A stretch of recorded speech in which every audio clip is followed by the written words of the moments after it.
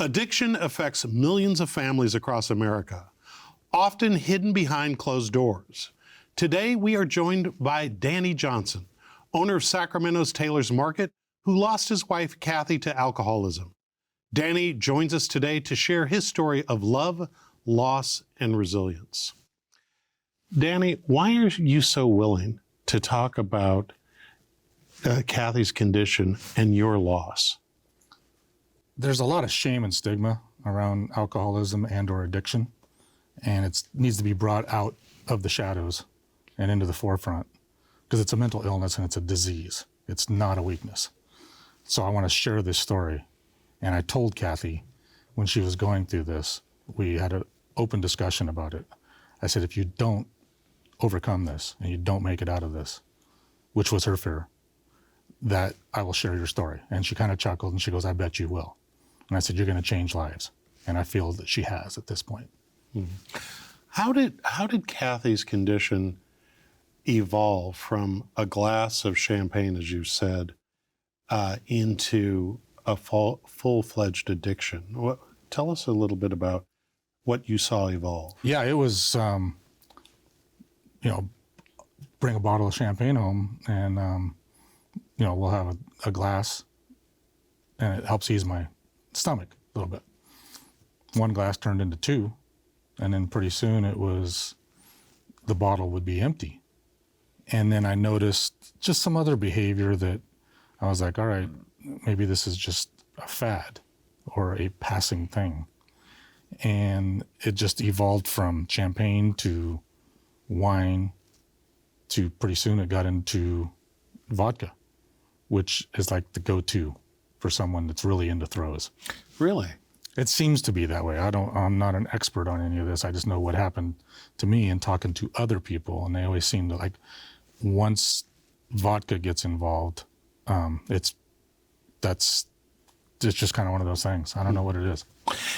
In hindsight, as you look back, were there even earlier signs that kind of forecast where this was going that today you look at and you might recognize, but at the time, in real time, either you just kind of shrug them off or you just don't think of it and notice it at all?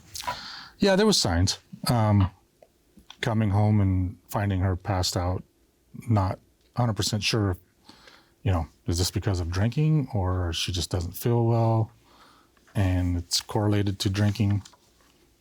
Looking back on it, it was 100% drinking. But you also have your own sense of denial going, no, this can't be happening. So that, that's probably the biggest thing.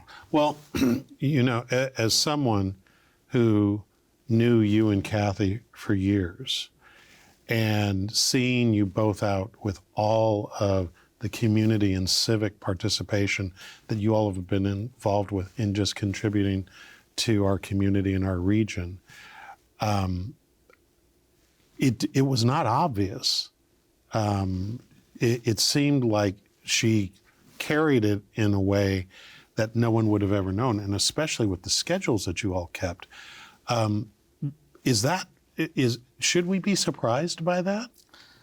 Not really, because there's a lot of people that are high functioning alcoholics, and you would not know, and I didn't know until I started this journey and towards, after Kathy passed, started being open about it. I've had so many people come to me and say, I know exactly where you are. I've been there. I know someone. The whole thing, there's a lot of deception involved. And she even said that. She goes, I have become a master of disguise and deception. What's interesting is, as you're telling this story, is that her words to you as you're sharing this conversation or these conversations, she sounds like Kathy, very rational, very reasonable, very intelligent, and all this.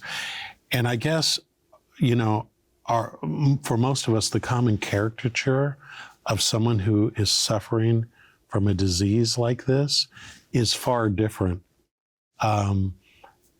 How did you reconcile that? Because it sounds like the way that she's communicating, that she reasonably could have a conversation and she reasonably could do whatever it is that she needed to do to try and address this issue. Give us some insight on that. She would have good days and bad days, and it turned into, it's a cycle. So there'd be 3 or 4 days of heavy drinking, and then a couple of days of recovery, and then a couple of good days.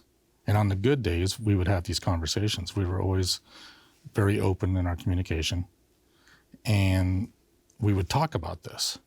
And she would be like, I'm going to do better. I will do better. But then she would also say that I didn't understand what was going on in her mind. And she would say, the first drink is my choice. After that, I don't have a choice. What does that mean? And I took it as, once she took that first sip, then it was off to the races for her, and her body just kept saying, I want more and more and more and more. And then it becomes a physical and a mental dependence. They don't think they can survive without it. This disease does not, it crosses socioeconomic lines. You know, a lot of people have the stigma of someone underneath the freeway drinking a bottle out of a bag. Yeah. It doesn't discriminate. It can affect anybody and anyone.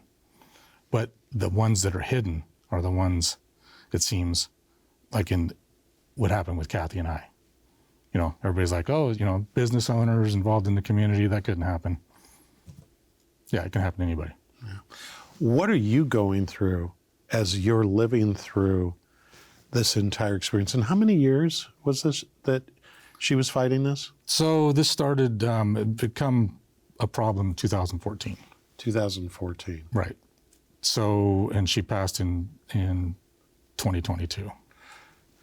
When she passed. 2023, excuse me. When she passed, was she by herself? Was she out somewhere?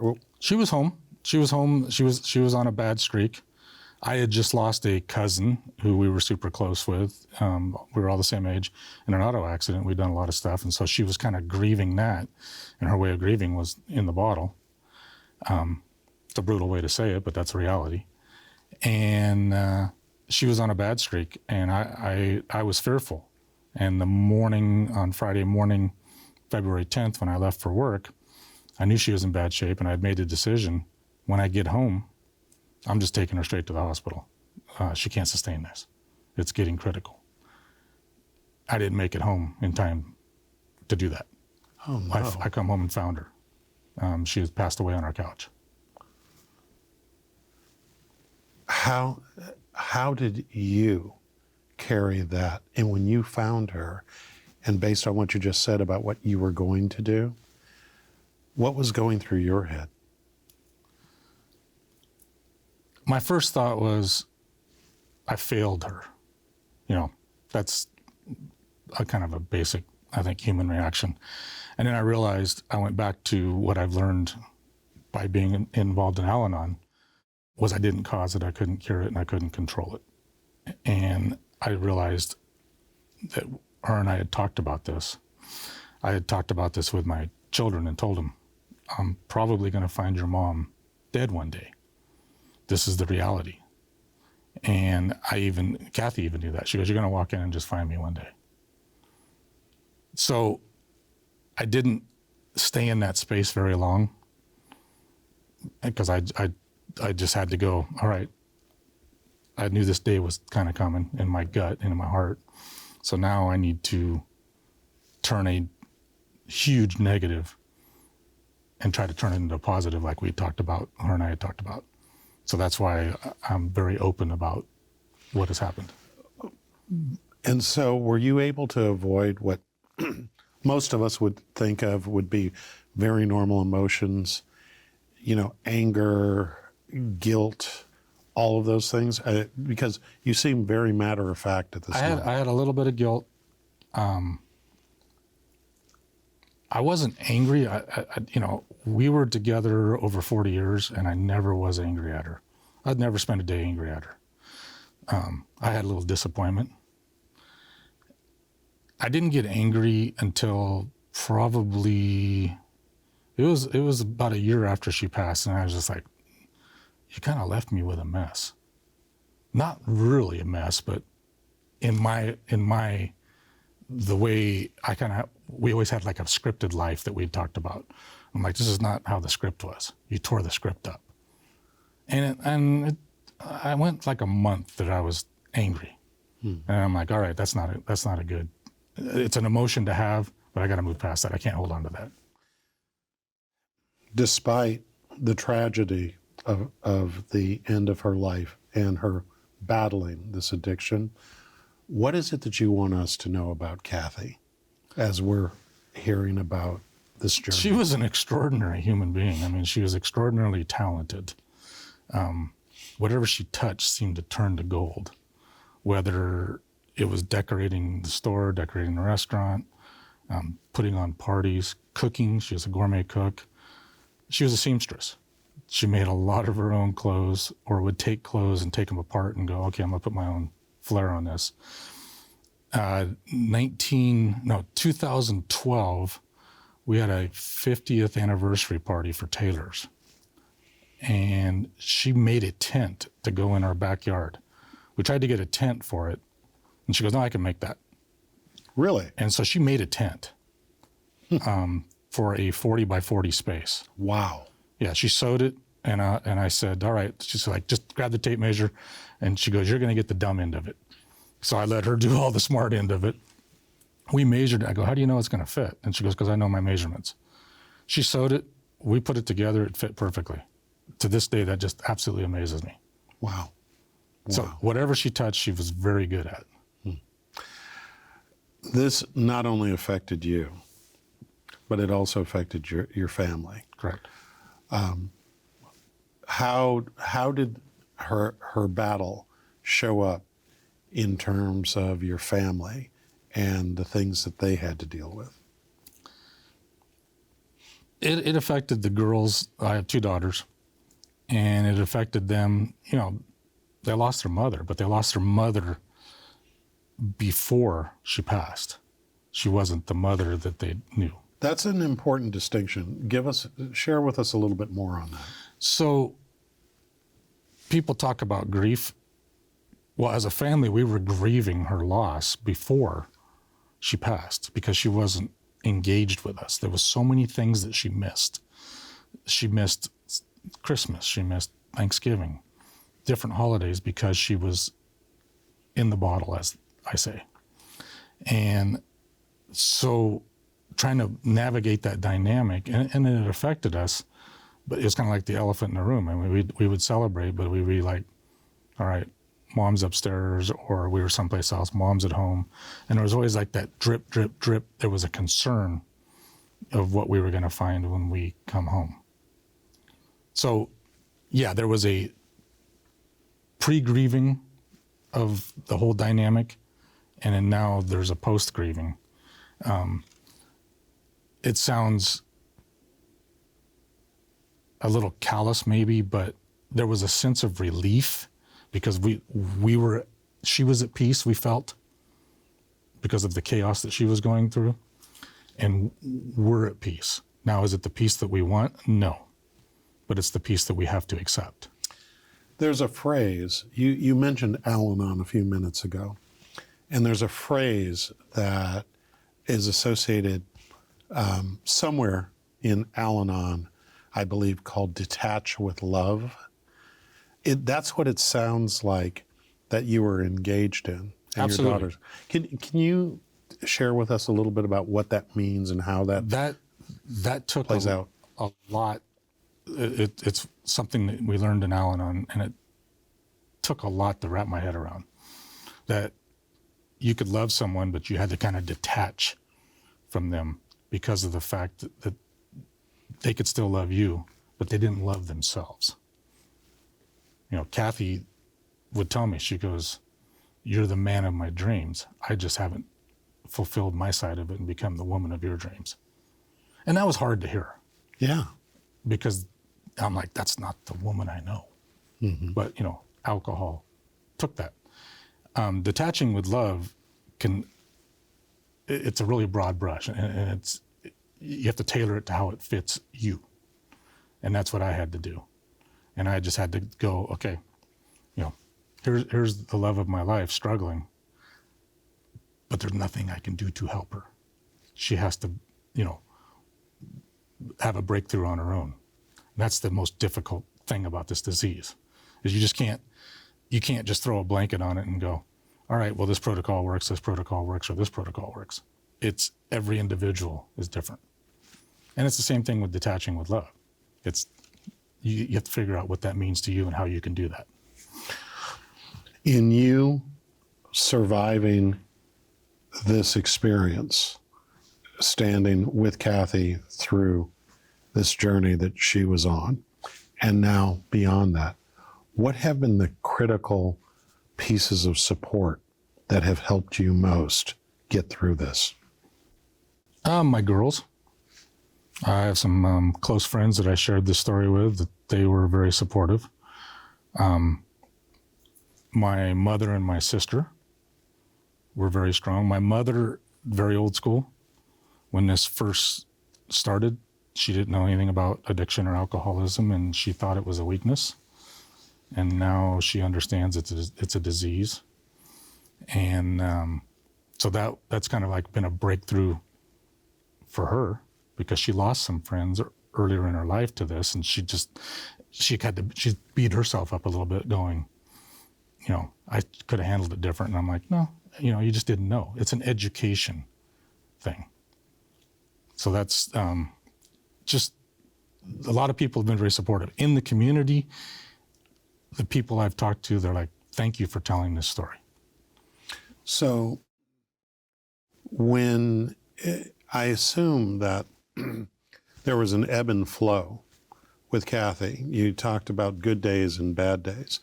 Did she avail herself of things like rehab or any sort of programs or anything like that along the way? Absolutely. She went to 3 different rehabs, a couple of different detoxes. She was involved with AA, but she would get to a point and like plateau. And then again, they get complacent, and she's like, oh, I got this. And then what they would call it slipping, slide back into, the disease. And, once you have it, it's there. It doesn't, once your body is wired to that, it doesn't go away. You just have to fight that feeling. What advice can you give to someone who is in the role of you or your daughters, who has a loved one that is battling this challenge, from the perspective of if they're involved in AA and they're involved in rehab and they're involved in all these things, there's a natural human tendency to try to throw more at it, and that it's my responsibility, that I'm going to cure you, and that we're going to conquer this together. What advice would you give them in terms of how to balance that support and being there with also trying to protect, frankly, their own health and sanity?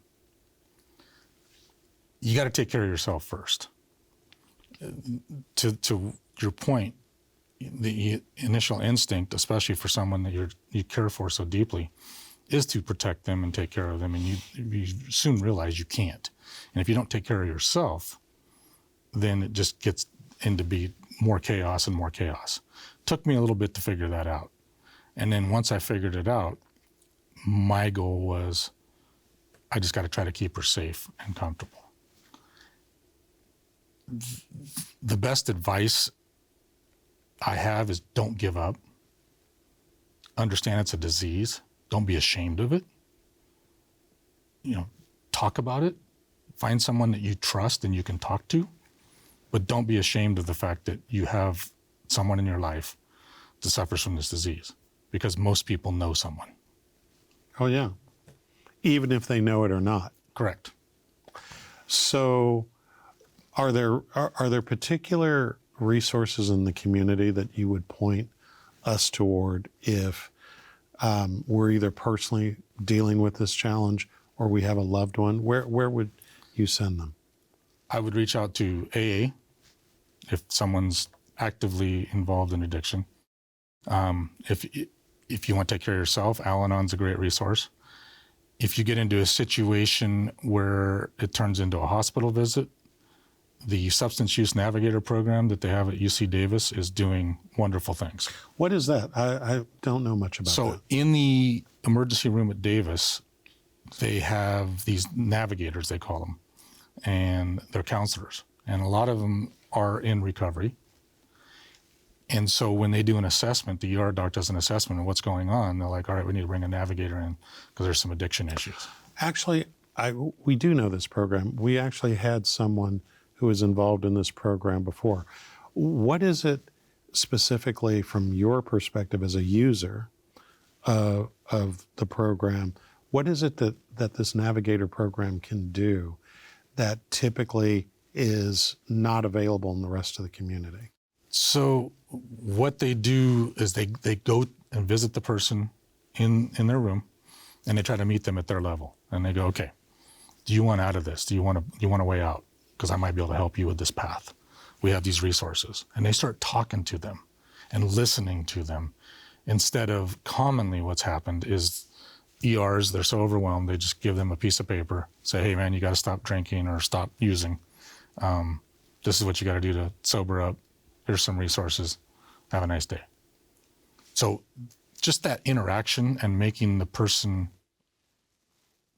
feel a little human, that someone actually cares other than their families, because sometimes they put up a wall with a family or friend. But this person's completely independent, and they're just coming in and going, hey, I kind of know where you are. I can possibly help you. And it seems to work. And it's done some great work. Mm-hmm. You have been very upfront, and you've gone out speaking. You've spoken to students, you've spoken to others in the community about this. What resonates with you from the experience of going out and speaking about this? I mean, is there one particular interaction that kind of like leapt out at you in terms of the impact that you're having? So when I go over to Davis and I speak to med students, nursing students, and they've changed their curriculum to where now they start talking about this issue early in school instead of later. And so about halfway through my presentation, I'm telling a story. I asked everybody in the room, I said, hey, if what I'm saying doesn't resonate, if you don't know someone by, that old 6 degrees of separation, but less than that, a couple degrees of separation, cousin, friend, mom, dad, aunt, uncle, that this disease affects, raise your hand because I want to congratulate you because you've been untouched. And to this day, so I've been doing this a little over a year and a half, not one person's raised their hand. Not one? Not one person. I've yet to, even at Taylor's when I'm talking, I have customers come up to me and they'll thank me and they'll ask me how I'm doing. They always say, to a person, I know someone. I understand. I don't understand completely, but I know someone. Not one person's ever told me, that doesn't affect me. I don't know one person who's not affected by some kind of an addiction issue. In just a few words, when you think about that impact, what is it that if you could talk to Kathy right now, you'd communicate about that sharing and what it means to other people? It's exactly what I told her. You're going to save lives. She's making a difference. She's making a difference. I'll share one story. Person I know was struggling with alcohol, didn't know it. I didn't know it. His wife takes Kathy's memorial card that we had done. It was kind of like a playbill, this is your life, because she loved theater. Put it on his steering wheel, said, I don't want you to become Kathy Johnson.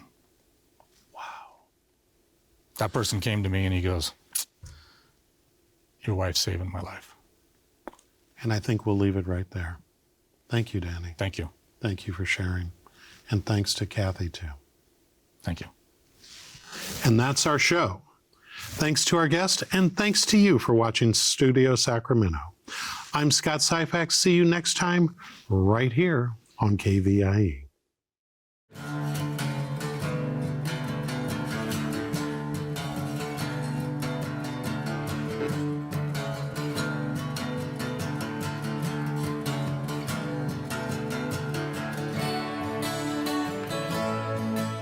All episodes of Studio Sacramento, along with other KVIE programs, are available to watch online at kvie.org/video.